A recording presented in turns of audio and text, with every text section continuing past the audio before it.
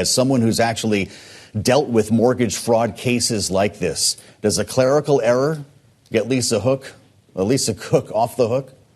It may very well, because you have to show fraudulent intent to get a conviction on a mortgage fraud case. And if you can't show that if this was just a mistake, if they haven't gone back, which I'm sure they have not done, and talked to the people at the banks who actually accepted those forms, find out what the circumstances were as to who checked off what, who did what, at what point did Lisa Cook sign these mortgage applications.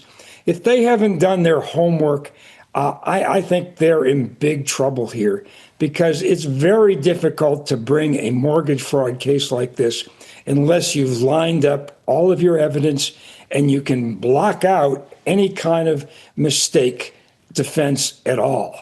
And I just don't see that they've done that. They've just shot from the hip. They've got a person looking at this, trying to find something that might show somehow that there was a misstatement. And that's the best they can do at this point.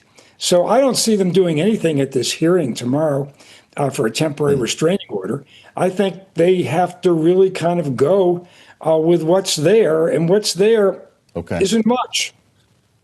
Let's talk about cause. Earlier today on Bloomberg, Scott Alvarez, the former Federal Reserve General Counsel, got into this and discussed how the courts will likely look at this case. Take a listen. We'll have you respond.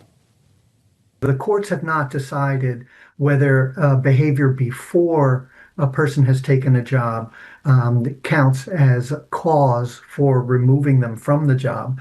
In the suit that Lisa has filed this morning, she's arguing that cause must be related to job performance so that it doesn't include anything that happened before she took the job at the Fed. It comes down almost to the simple question of what is cause in this case. We had Peter Navarro with us last evening. He said the documents themselves represent due process. The president has cause. What is your view? Well, the documents themselves don't mean anything. You have to first show fraudulent intent, and you have to show it wasn't a mistake. And they simply haven't done that up to this point, nor can they do it because they haven't put together the facts. Yes, it's true that in terms of what is for cause, probably only relates to somebody misperforming and doing something wrong on the job itself. That is probably the way it's going to be interpreted.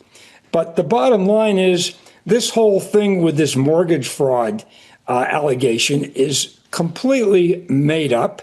It's not something you'd even raise in the public until you actually had a case and you had it pinned down, which they don't have. I mean, what's really worrisome here is that it's obvious that what Donald Trump and his minions are doing is investigating everybody on the Fed board. They're trying to find anything they can. They tried to do it with the chairman of the board with an overrun on this new building. And Donald Trump had it all screwed up because he was pointing to a building that had already been built at this point in time. So they've got to get their act together. They're flailing around trying to come up with crazy allegations, conspiracy theories, without putting together a real legal case. And without that, they're going nowhere. Well, that's interesting, because as someone who is deeply involved in the Watergate case, I wonder your thoughts, and I think you just touched on this a little bit, but more about what's going on inside that building. Is this an administration that's just digging through the backgrounds of anyone they disagree with, or is it more strategic than that? No, that's pretty much what it is. Look, here's the problem.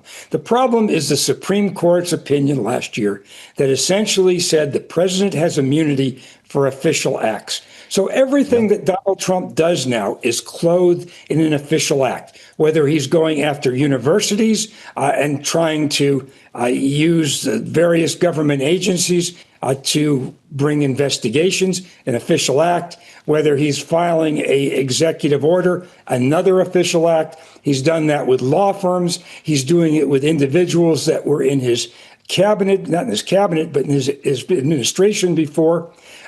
He's clothed everything in official acts.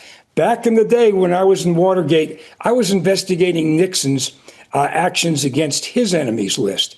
And part of the problem was proving the motive and the intent in terms of what they did to various people. Here, it's out in the open. It's in the executive orders. It's in the investigation orders to the AG, to Homeland Security, to the EEOC. And because it's part of an official act, John Roberts has basically given Donald Trump a free pass to do whatever he wants.